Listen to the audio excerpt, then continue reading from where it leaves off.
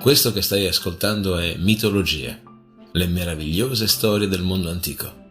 Sono Alessandro Gelain, insegnante di filosofia, psicologia e scienze umane. Se vorrai stare in mia compagnia, ti offrirò le storie più interessanti della mitologia greca e romana. Il mito ha ancora molto da insegnarci e talvolta, come uno specchio, è capace di mostrare meglio a noi stessi quello che siamo. Puntata numero 166. Salvare il corpo di Patroclo.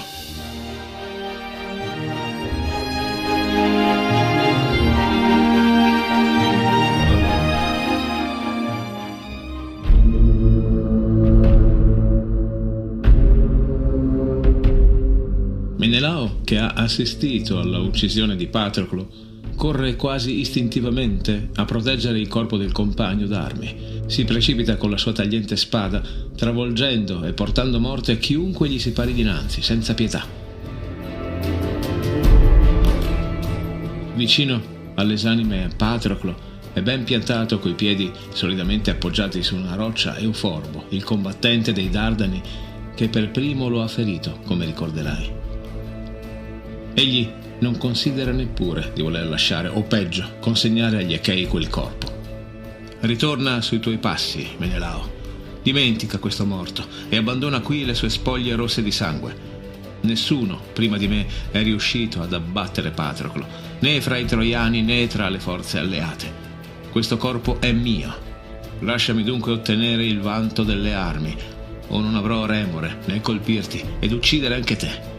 Menelao cerca di stuzzicare Euforbo, costringendolo ad entrare in scontro completamente irato e perciò più facile a commettere errori nel corpo a corpo. Ti vanti come un uomo poco saggio, Euforbo. Ben più di un cinghiale o di un leone gonfi il tuo petto superbo. Così faceva pure tuo fratello, Iperenore, prima di incontrarmi. Ora non tornerà più a casa dalla sposa, dai figli e dai tristi genitori. Torna tra i tuoi compagni, te lo consiglio, evita che la mia lama funesta si abbatta anche sul tuo capo. Euforbo cade nella trappola del re di Sparta. Con quale coraggio, Menelao, cane malnato, con quale coraggio osi parlare di mio fratello? Tu l'hai ucciso. E sarà consolazione per la sua vedova, i suoi figli e i nostri genitori vedermi tornare con il trofeo delle tue armi e delle tue spoglie.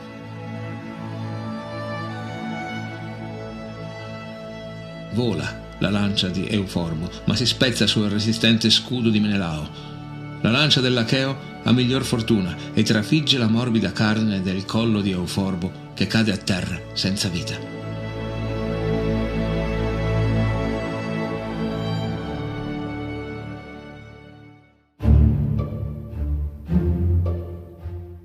Apollo parla all'orecchio di Ettore. Folle, sei ad inseguire i cavalli di Achille.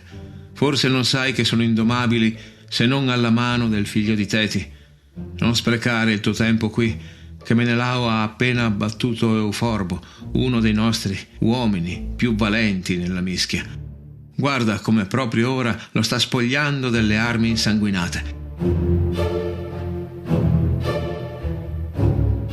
Ettore si precipita all'attacco e urla una sola volta il nome di Menelao, avvisandolo che sta per piombare su di lui. La sua voce è di tuono. Menelao considera di rimanere lì, ma teme la forza di Ettore, che secondo lui è di certo aiutato da un dio. Abbandonare il corpo di Patroclo e guadagnare il disprezzo dei soldati che lo vedranno fuggire, o rimanere e perire sotto il bronzo del figlio di Priamo. La frotta di troiani al seguito di Ettore sta giungendo e deve decidere in fretta. Gira le spalle al corpo del figlio di Menezio e corre via verso le retrovie a cercare Aiace Telamonio per cercare di contrastare la calata troiana. Aiace, amico mio, corri con me a proteggere il cadavere di Patroclo. Le sue armi, ahimè, sono già nelle mani di Ettore furioso, ma combattendo insieme potremo restituire almeno il corpo del nostro compagno ad Achille. Il nobile Aiace non pronuncia una sola parola e, precedendo Menelao nella corsa, si dirige allo scontro. Ettore sta già trascinando via il cadavere. ma Aiace, che pare volare, atterra con il suo scudo rettangolare proprio sopra il corpo di Patroclo, facendolo sfuggire dalle mani del troiano. Ora quel che rimane dell'eroe è coperto e protetto dallo scudo impenetrabile dell'eroe di Telamone. Menelao anche lui piantò nel corpo, all'ombra dell'azione di Aiace. Ettore si allontana, accontentandosi delle armi che, pensa l'eroe, già saranno motivo di vanto. Appartennero ad Achille l'invincibile e ora sono sue. Giunto nelle retrovie, si slaccia l'armatura e indossa quella del nemico. Questa armatura, dono degli dei a Peleo, padre di Achille, regala una virtù particolare a chi le veste: il non invecchiare di un solo giorno. Zeus, che assiste alla scena, scuote il capo. Ettore infelice, che ignori come la morte ormai ti stia per raggiungere. Ora indossi le armi di colui che a tutti incute terrore. Ora ti farò ottenere una grande vittoria come compenso delle tue gesta.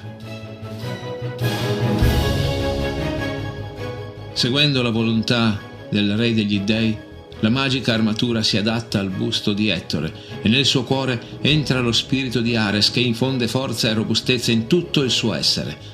L'eroe troiano si muove a dar battaglia.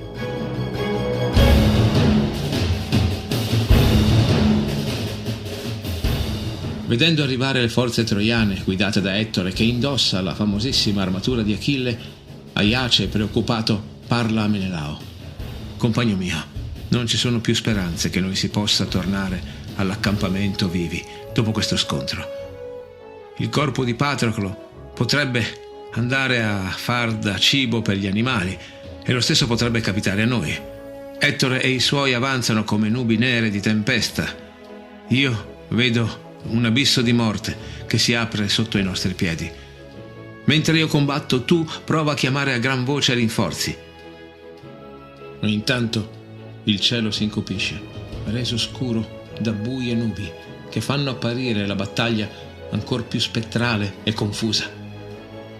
Menelao chiama i compagni e Aiace di Euleo e Idomeneo giungono quasi volando. Ma non basta. I troiani riescono a far retrocedere le forze achee ed un alleato di Priamo riesce a legare le gambe di Patroclo per trascinarlo via, un certo Ippotoo. Costui però non riesce a gioire per la sua azione, cade sotto la spada di Aiace Telamonio. La battaglia attorno al corpo di Patroclo infuria tra scontri pesanti e schermaglie per tutto il giorno. Achille ignora la fine che ha fatto il suo caro compagno, lo attende fiducioso nella tenda. Un po' più in là dal corpo di Patroclo, Automedonte, l'auriga di Achille che ha accompagnato l'eroe alla battaglia, sta cercando di muovere e spronare i due divini cavalli. Purtroppo non ne vogliono sapere di muoversi, non vogliono andare né verso le retrovie né verso la battaglia. Essi vogliono rimanere lì a piangere la morte del figlio di Menezio.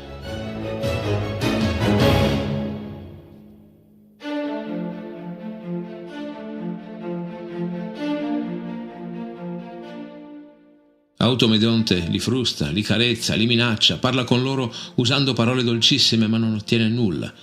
I due cavalli appaiono come due statue. Zeus, pietoso, pensa fra sé: per quale motivo siete stati donati a Peleo, voi meravigliosi animali, non soggetti a vecchiaia o morte? La vostra pena è di farvi conoscere le miserie e i dolori degli esseri umani. Tra le creature che respirano e camminano sulla terra, niente è più grande del pianto degli uomini. Ettore non potrà cavalcarvi. Verso sui vostri zoccoli furia tremenda, in modo che possiate portare in salvo Automedonte nelle retrovie. I soldati, gli altri, continueranno a combattere e ad uccidersi fino a quando il sole non si immergerà nel mare. Ed Ettore avanza e continua ad avanzare, pare inarrestabile. Le armi e le lance che gli vengono scagliate addosso rimbalzano contro la sua splendida nuova armatura. Aiace piange il destino degli Achei e invoca Zeus in un'accorata supplica affinché le nuvole che avvolgono le menti dei greci in rotta si diradino. È a tutti chiaro che la vittoria è stata consegnata nelle mani dei troiani. Zeus padre, bisogna portare soccorso ai feriti e recare la notizia della morte dell'amato Patroclo al forte Achille. Ti prego, libera dalla nebbia la mente del nostro esercito. Schiarisci il cielo che noi possiamo vedere chiaramente i nostri nemici, anche se questo consentirà loro di massacrarci meglio, a non lasciarci in questo buio. Zeus, impietosito, dirada le nubi nelle menti e nel cielo, e il sole torna a splendere. Aiace, ripreso coraggio, invia Menelao a cercare un messaggero che rechi la ferale notizia ad Achille. Costui si allontana di malavoglia dal corpo del caduto e lo fa dopo essersi raccomandato con i 2 Aiaci e l'eroe Merione di non lasciare prendere quei resti ai troiani. Trova Antiloco, figlio del saggio Nestore, re di Pilo. Lo mette al corrente della sventura che si è abbattuta sulle forze achee, la morte di Patroclo e la perdita delle armi di Achille, ora indossate da Ettore. Egli deve correre immediatamente alla tenda del figlio di Peleo a riportargli questa amara nuova. Tornato dai 2 Aiaci e da Merione, così esprime i suoi pensieri. Ho inviato Antiloco da Achille, ma credo che egli non scenderà in battaglia oggi. Come potrebbe senza armatura? Siamo da soli, amici. Riusciremo a portare in salvo questo corpo e noi stessi? Dietro di noi, presto, Menelao e Merione, trascinate il corpo di Patroclo, ordina risoluto Aiace Telamonio, che si affianca come un muro insuperabile accanto al feroce Aiace Oileo. Sosterremo finché potremo l'assalto troiano. Il gruppo dei 4 si muove in ritirata con alle calcagna i troiani inferociti. Quando i 2 Aiaci interrompono il loro camminare per muovere in attacco, gli uomini di Ettore si sparpagliano come dei cani che inseguono un cinghiale ferito e che all'improvviso accenna ad un attacco e con le ultime stille di forza incute ancora più paura. Gli scontri si aprono altrove. I troiani pare abbiano rinunciato al corpo di Patroclo grazie all'azione combinata dei 4 Achei. Ma se molti troiani cadono per la strenua difesa dei 2 Aiaci, altrettanti Achei si avviano verso il regno dei morti a causa della furiosa azione di Ettore, spalleggiato dal figlio di Anchise, lo splendente Enea. Mentre la salma di Patroclo quasi raggiunge l'accampamento, la battaglia ancora in furia.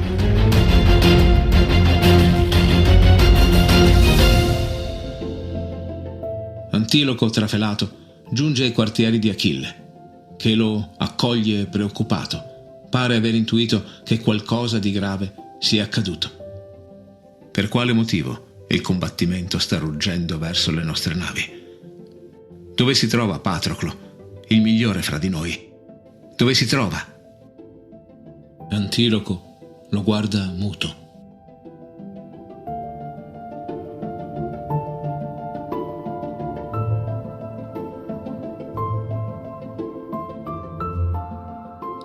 Fatti sentire, lascia un commento e metti un like se ti è piaciuto questo episodio.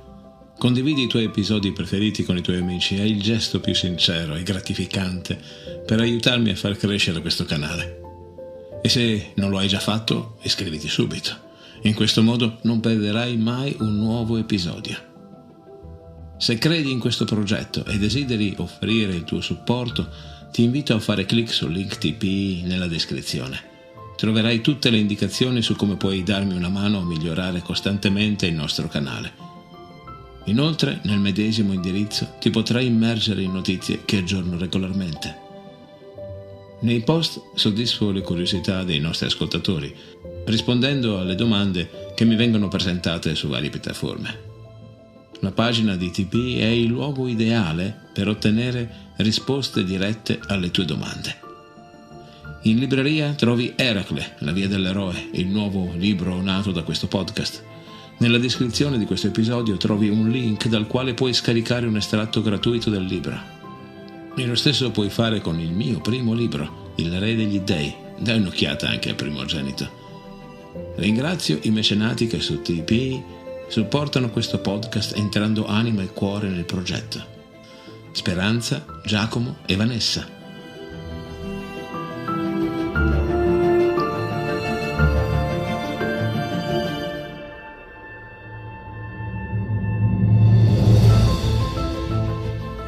Hai appena ascoltato un episodio del podcast Mitologie, le meravigliose storie del mondo antico, raccontate da me, Alessandro Gelain.